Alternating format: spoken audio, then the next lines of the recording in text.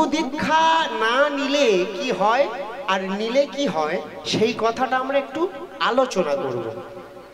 গুরু দীক্ষা নিলে কি হয়, এই দেহের মধ্যে যে ময়লাগুলো আছে গুরু দীক্ষা নেওয়ার পরে যদি আমরা সেই গুরু মন্ত্রটা জপ করি আমাদের মন থেকে সেই ময়লাগুলো দূরে চলে যায়। এটা আমরা সবাই জানি। আর গুরু দীক্ষা যারা যারা নেবেন না, যারা পাপ কাজ করবেন, গুরু দীক্ষা না নিলে কিন্তু সর্বশরীরের মধ্যে সেই পাপ কাজটা রয়ে যাবে। কেমন ভাবে রয়ে যাবে? গুরু দীক্ষা না নিয়ে যদি কোনো মানুষ মারা যায় পুনরায় সে মানুষটা আর পরবর্তী সময়ে মানব জন্ম পাবে না। এটা আমার কথা নয়, শাস্ত্রের কথা। শাস্ত্রের মধ্যে বলেছে যে মানুষ গুরু দীক্ষা না নিয়ে মারা যাবে তাকে আর কোনোদিন মানব জন্মের মধ্যে পাঠাবো না।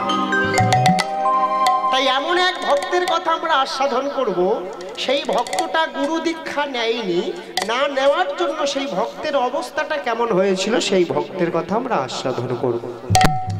সেই ভক্তের নাম ছিল কীর্তিবাস। কীর্তিবাস গুরু দীক্ষা নেয়নি মায়েরা, সবাই মিলে আস্বাদন করুন। কীর্তিবাসের দুটো ছেলে ছিল, একটা ছেলের নাম হলো স্বপন আর একটা ছেলের নাম হলো তপন। স্বপন আর তপনকে নিয়ে কীর্তিবাস সুখে আনন্দে দিন যাপন করত। ছোট্ট থেকে কীর্তিবাস দুটো ছেলেকে মানুষের মতো মানুষ তৈরি করেছে। ইংলিশ মিডিয়ামে পড়াশোনা শিখিয়েছে, ভালো জায়গাতে পড়াশোনা শিখিয়ে দুটো ছেলেকে যখন মানুষ করেছিল বাবা, আস্তে আস্তে সেই ছেলে দুটো বড় হয়ে চাকরি পেয়েছিল। আচ্ছা মায়েরা এবং বাবারা, আপনাদের ঘরেতে যদি আপনার সন্তান চাকরি পায় আপনার আনন্দ হবে না? অবশ্যই হবে। ঠিক ভালো, কীর্তিবাসের দুটো ছেলে যখন চাকরি পেয়েছিল কীর্তিবাসের আনন্দে বুকটা ভরে গিয়েছে। সবাইয়ের কাছে বলছে আমার দুটো ছেলে চাকরি পেয়েছে, কত আনন্দ। চাকরি পাওয়ার পরে কীর্তিবাস দুটো ছেলেকে বিবাহ বন্ধনে বেঁধে দিয়েছে। আর বিবাহ বন্ধনে যখন বেঁধে দিয়েছিল, বিবাহ করার পরে দুটো ছেলে সিদ্ধান্ত নিয়েছে কি তারা গুরু দীক্ষা নেবে। গুরু দীক্ষা নেবে। তাই গুরুদেবকে যখন গৃহের মধ্যে এনেছিল, আনার সাথে সাথে গুরুদেব কি জিজ্ঞাসা করেছিল স্বপনকে? বড় ছেলে স্বপনকে জিজ্ঞাসা করেছিল, স্বপন তোমরা যে গুরু দীক্ষা নিচ্ছ, তোমাদের পিতা এখনো পর্যন্ত গুরু দীক্ষা নিল না, তোমরা কেন গুরু দীক্ষা নিচ্ছ? বলছে গুরুদেব পিতার গুরু দীক্ষা নিতে আমরা অনেকবার বলেছি, কিন্তু আমাদের পিতা গুরু দীক্ষা নেবে না। বেশ, কীর্তিবাসকে গুরুদেব জিজ্ঞাসা করেছে, কীর্তিবাস তোমার দুটো ছেলে গুরু দীক্ষা নিচ্ছে আর তুমি কেন গুরু দীক্ষা নিচ্ছ না? গুরুদেবের কাছে কীর্তিবাস বলছে, গুরুদেব আমার এখনো পর্যন্ত সময় হয়নি, আমার দুটো ছেলেকে বিবাহ বন্ধনে বেঁধে দিয়েছি, ওরা যে বিবাহ করেছে ওদের যে ছেলে হবে মেয়ে হবে, ওই নাতি নাতনিদের নিয়ে আমাদের খেলা করতে হবে। এই সংসারে অনেক চিন্তা, কত টেনশন তুমি কি জানো? তাই সংসারের চিন্তায় আমি এখন গুরু দীক্ষা নেব না, আমার যখন সময় হবে আমি গুরু দীক্ষা নেব।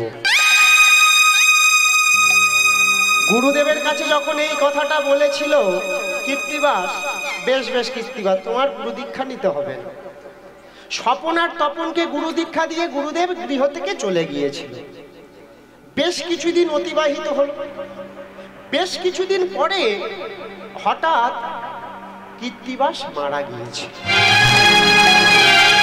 কীর্তিবাস যখন মারা গিয়েছিল, এই সংবাদটা যখন গুরুদেবের কাছে গিয়ে পৌঁছালো, গুরুদেব আর বিলম্ব করল না, সে গ্রন্থের মধ্যে অধ্যয়ন করেছিল গুরু দীক্ষা না নিয়ে যদি কোনো মানুষ মারা যায় সে পুনরায় আর মানব জন্ম পায় না। তাই শাস্ত্রের মধ্যে আমি অধ্যয়ন করেছি, শাস্ত্রের মধ্যে দেখেছি, আজকে আমি হাতে নাতে প্রমাণ দেব ওই কীর্তিবাস মারা যাওয়ার পরে কোন জন্ম পেয়েছে। গুরুদেব আমার জানতে চাইলো কীর্তিবাস মারা যাওয়ার পরে কোন জনম পেয়েছে। ধ্যানের মধ্যে গুরুদেব জানতে লাগলো কীর্তিবাস কোন জনম পেয়েছে জানেন মায়েরা? মানব জনম থেকে মারা যাওয়ার পরে আর মানব জনম পেল না, জনম পেল পোকা জনম। পোকা জনম পেয়ে ওই অদূরে একটা নালার মধ্যে ঘোরাফেরা করছে। গুরুদেব আমার যখন ধ্যানের মধ্যে জানতে পারলো বাবা, আস্তে আস্তে সেই নালার সম্মুখে গিয়ে নালা থেকে পোকাটা হাতের মধ্যে তুলে নিয়েছে। তুলে নিয়ে পোকাকে জিজ্ঞাসা করছে, ওটা তো পোকা না, ওটা তো কীর্তিবাস। কীর্তিবাস, তুই যখন মানব জন্মের মধ্যে ছিলিস আমি তোকে বলেছিলাম গুরু দীক্ষাটা নিয়ে নেওয়ার জন্য, মারা যাওয়ার পরে তুই পোকা জন্ম পেলি। আর এই পোকা জন্মের মধ্যে আমি তোকে বলছি কীর্তিবাস তুই গুরু দীক্ষাটা নিয়ে নে। আমি কারোর কাছে তোর কথা বলবো, তুই যদি না গুরু দীক্ষা নিস তুই কিন্তু আর মানব জন্ম পাবি না। হঠাৎ মায়েরা সেই পোকার মধ্যে থেকে একটা প্রতিধ্বনি ভেসে এলো, একটা কণ্ঠস্বর ভেসে এলো, কি গুরুদেব এই জন্মের মধ্যে আমার কত সন্তান সন্ততি হয়েছে, আমার এখনো পর্যন্ত সময় হচ্ছে না গুরুদেব, আমি গুরু দীক্ষা নিতে পারবো না। গুরুদেব নিতে পারবি না? যেমন ভাবে এই কথাটা বলেছিল, যেমনটি ভাবে গুরুদেব নালা থেকে পোকাটা হাতের মধ্যে তুলে নিয়েছিল মায়েরা, ঠিক তেমন ভাবে নালার মধ্যে সেই পোকাটা ছুঁড়ে ফেলে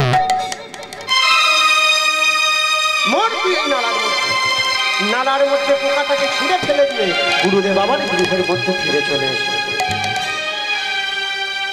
আরো বেশ কিছুদিন অতিবাহিত, দেখি তো অনেকদিন তো চলে গেল।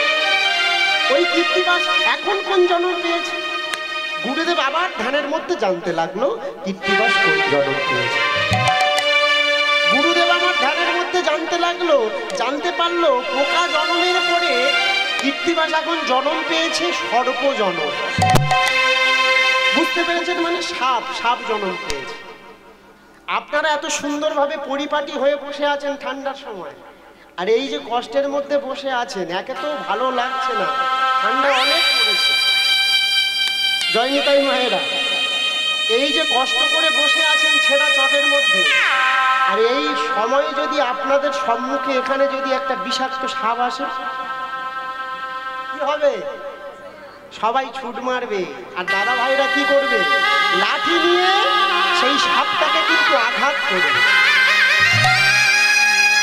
তাই কীর্তিবাস তার কিন্তু তখন বুদ্ধি ছিল, আমি এই সর্বজন্ম নিয়ে যদি ভবের হাতেতে ঘোরাফেরা করি, যে আমাকে দেখতে পাবে সে আমার গায়ে আঘাত করবে। তাই আমি কোথাও যাব না, আমার ঘরের মধ্যে আমি গিয়ে বাসা নেব। আমার দুটো ছেলে তো তারা চাকরি পেয়েছিল, চাকরি পাওয়ার পরে তারা সেই ঘরটা আর ব্যবহার করছে না, সেই ঘরটা ফাঁকা পড়ে আছে। কীর্তিবাস সর্বজন্ম নিয়ে নিজের ঘরেতে এসে জানালা দিয়ে সেই ঘরের মধ্যে বাসা নিয়েছিল। স্বপন আর তপন চাকরি পাওয়ার ফলে ওই ঘরটা কেউ ব্যবহার করতো না। হঠাৎ একদিন বড় ছেলে স্বপন ওই ঘরের চাবিখানা নিয়ে গিয়ে দরজাখানা ভালো করে খুলেছে। দরজাখানা খোলার সাথে সাথে বাইরে কি হলো? ওই কীর্তিবাস এসে বাসা নিয়েছিল। ওই সাপটা স্বপনের দিকে এমন ভাবে ছুটতে ছুটতে আসে, আর সাপ যখন ছুটতে ছুটতে আসছে, স্বপন যখন দেখেছিল, স্বপন ছুটতে ছুটতে পালিয়েছে, সেই ঘরের দরজাখানা বন্ধ করে দিয়ে পালিয়েছে। আর কোনোদিন ওই ঘরের দরজাখানা খুলত না। আর এদিকে গুরুদেব জানতে পেরেছিল কি কীর্তিবাস সর্বজন্ম নিয়ে নিজের ঘরেতে গিয়ে বাসা নিয়েছে। বেশ, এইবার আমার উপযুক্ত শিক্ষা দেওয়ার সময় হয়েছে রে কীর্তিবাস। কি করেছে গুরুদেব আমার? স্বপন আর তপনকে গুরু দীক্ষা দিয়েছে। গুরু দীক্ষা দেওয়ার জন্য শিষ্যের ঘরেতে এসেছিল। কেন? শিষ্যের ঘরেতে আসতে হয়। শিষ্যের ঘরেতে এসে বলছে, স্বপন বাবা তপন, অনেকদিন পরে তোদের ঘরেতে এসেছে, আমি একটা দিন থাকবো। গুরুদেব একটা দিন কেন? আপনার যতদিন ইচ্ছা ততদিন আমাদের ঘরেতে থাকুন, কোনো অসুবিধা নেই। অন্ন ব্যঞ্জন রন্ধন করেছে। অন্ন ব্যঞ্জন সেবা করার পরে গুরুদেব আমার বলছে, স্বপন তোদের পিতা যে ঘরেতে থাকতো সেই ঘরেতে আজকের আমি শয়ন করব। সর্বনাশ করেছে। স্বপন জানতো কি সেই ঘরে একটা সাপ বাসা নিয়েছে? জানা সত্ত্বে কেউ কি থাকতে দিতে পারে মায়েরা? থাকতে দিল না। গুরুদেব আপনি আমাদের ঘরেতে থাকুন, কোনো অসুবিধা নেই, কিন্তু ওই ঘরেতে থাকতে দেব না।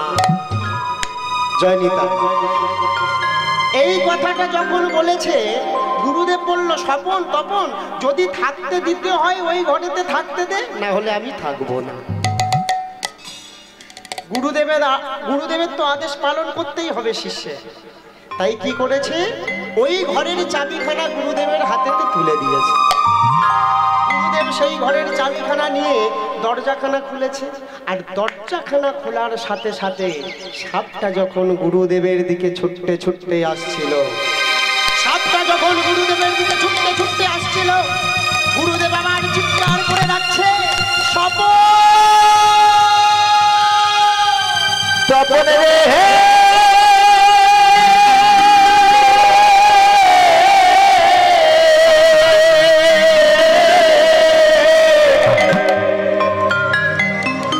স্বপন রে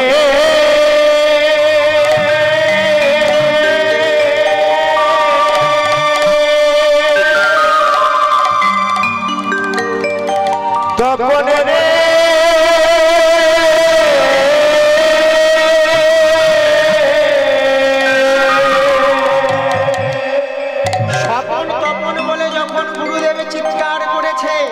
এদিকে তারা তো জানতোই ঘরেতে সাপ আছে, তারা লাঠি নিয়ে রেডি ছিল। গুরুদেব ডাকার সাথে সাথে স্বপন আর তপন গিয়ে হাজির হয়েছে। গুরুদেব কি হয়েছে বলুন গুরুদেব? আরে দেখ দেখ আমাদের সামনে একটা সাপ, আরে তোরা দাঁড়িয়ে দেখছিস কি? ওই সাপের গায়ে এই মুহূর্তে আঘাত কর। গুরুদেবের আদেশ পাওয়ার সাথে সাথে স্বপন আর তপন আর বিলম্ব না করে সাথে হাতে সেই লাঠি কানা নিয়ে সেই সাপের গায়ে যখনই আঘাত করেছে, আঘাত করার সাথে সাথে যন্ত্রণায় ছটফট করতে লাগলো। সাপটা যখন যন্ত্রণায় ছটফট করছিল, গুরুদেব বলল, বাবা স্বপন, বাবা তপন, তোমাদের কাজ শেষ হয়ে গেছে, তোমরা চলে যাও। ওই সাপের সঙ্গে আমার কিছু কথা আছে। গুরুদেব সাপের সঙ্গে তোমার কি কথা? ও তোরা বুঝবি না, তোরা চলে যা। গুরুদেব আমার দরজাখানা বন্ধ করে দিয়ে সাপের সম্মুখে বসেছে। সাপের সম্মুখে বসে বলছে, কীর্তিবাস বেঁচে থাকতে থাকতে আমি তোকে বললাম গুরু দীক্ষা তুই নিয়ে, তুই নিলি না, নিলি না গুরু দীক্ষা। আজকের যে ছেলে দুটোকে তুই ইংলিশ মিডিয়ামে ভর্তি করে মানুষের মতো মানুষ তৈরি করতে চেয়েছিলিস, আজ সেই ছেলের গায়ে হাতে তোকে আঘাত পেতে হলো। ল্যাসটা নাড়া দিতে দিতে সেই সাপটা বলছে, বেঁচে থাকতে থাকতে আমার শিক্ষা হলো না গুরু। যখন আমি মানব জন্মের মধ্যে ছিলাম, বিষয় বৈভব নিয়ে এটা আমার, সেটা আমার, ওটা আমার, সবকিছু আমার বলে দিয়ে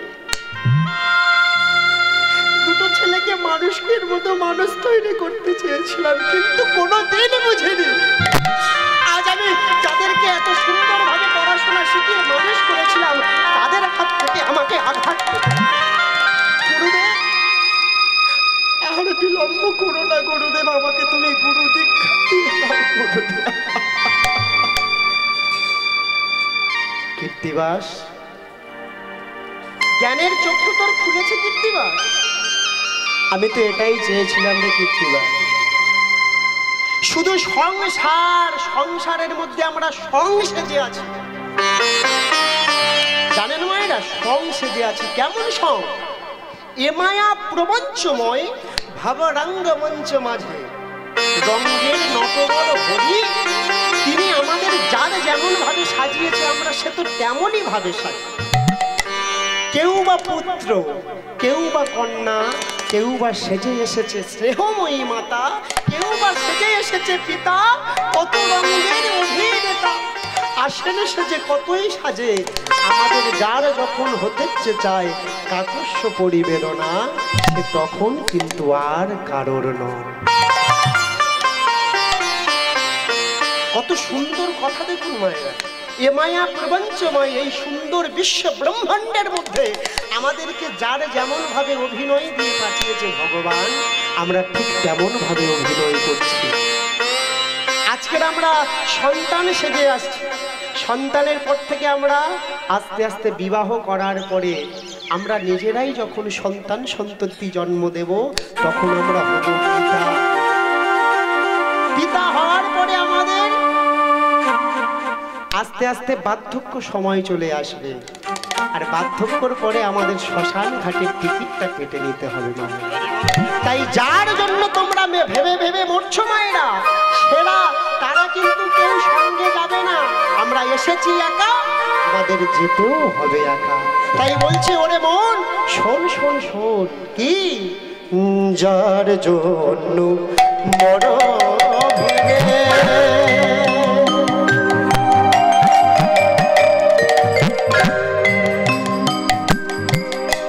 সে কি তোমার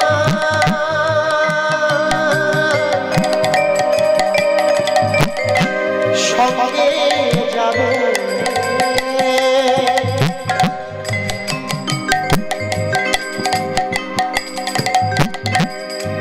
যার জন্য মন ভেবে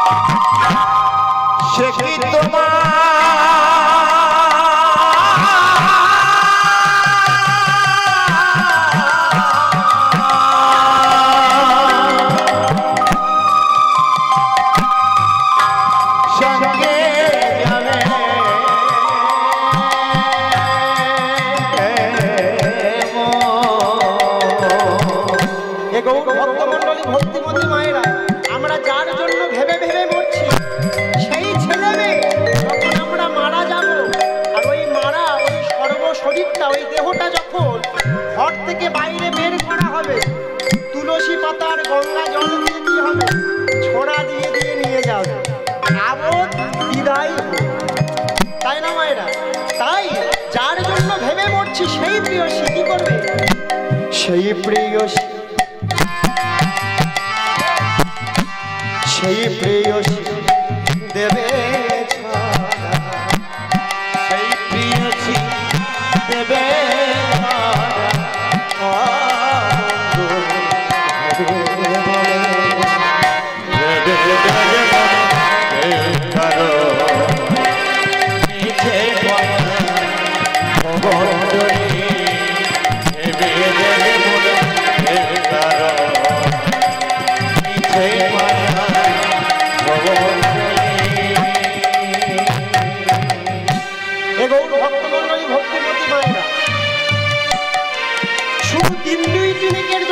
অভিনয় করছি। তাই না মায়েরা?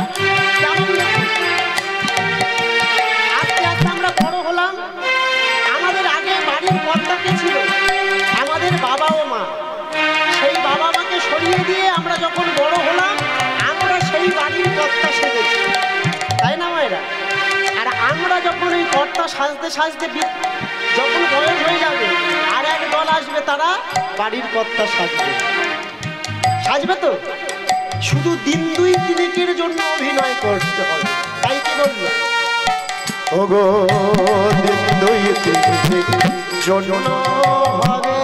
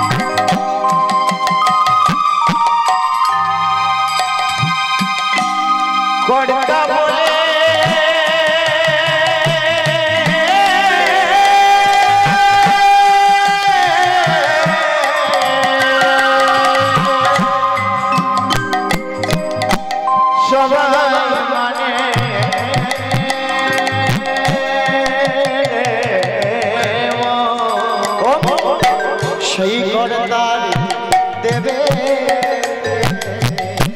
সেই কর্তার দেবে, কর্তা এলে দেবে লাগে মনে কেউ কারো মিছে মায়া ভগবান দেবে লাগে মনে কেউ কারো মিছে মায়া ভগবান মনরে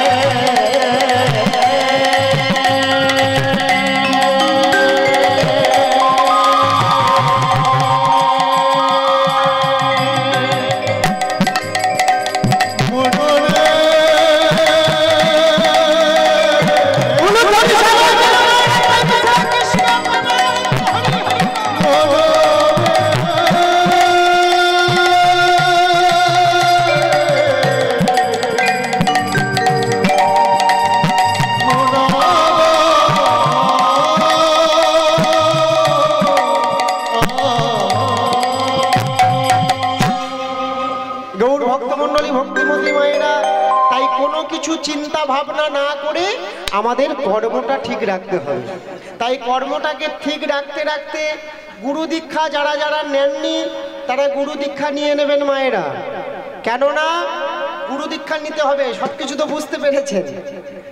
যারা যারা গুরু দীক্ষা নেননি যদি ভাবেন গুরু দীক্ষা নেবেন তাহলে এখান থেকে চলে যাবেন দক্ষিণেশ্বর। জানেন তো মায়েরা, দক্ষিণেশ্বরে পাটবাড়ি আশ্রম, ওই পাটবাড়ি আশ্রমে গিয়ে আপনারা দীক্ষা নেবেন।